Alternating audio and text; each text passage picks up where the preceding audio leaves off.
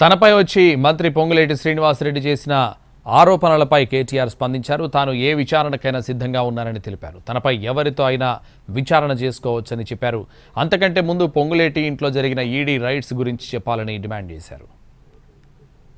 తెలుసుకుంటే నిరభ్యంతరంగా చేయొచ్చు. నా మీద ఏ ఎంక్వైరీ చేసుకుంటానన్నా, నా మీద ఏ కేసు పెట్టుకుంటానన్నా, ఎన్ని ఏజెన్సీల్ని పంపిస్తానన్నా నాకు ఎలాంటి అభ్యంతరం లేదు.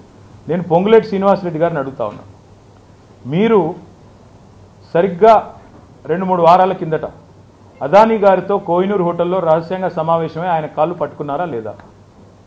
మీ మీద ఈడీ రైడ్స్ జరిగి 5 వారాలైంది.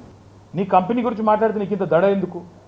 ఇంకోటి, నువ్వు క్యాబినెట్లో కూర్చుంటావు, నీ కంపెనీకి, నీ కొడుకు కంపెనీకి వర్కులు ఇస్తే అది నిజాయితీ ఎట్లా అవుతుంది? మంత్రి గారు చెప్పండి. మీరు నా కంపెనీ పాతది అని నువ్వు అనొచ్చు.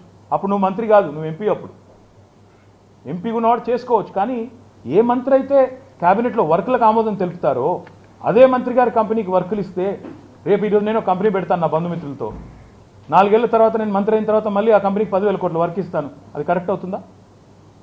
రెవెన్యూ మంత్రి గారిని చెప్పానండి సమాధానం. L&T లాంటి కంపెనీని, NCC లాంటి కంపెనీని డిస్క్వాలిఫై చేస్తారు కొడంగల్ లిఫ్ట్ ఇరిగేషన్లో.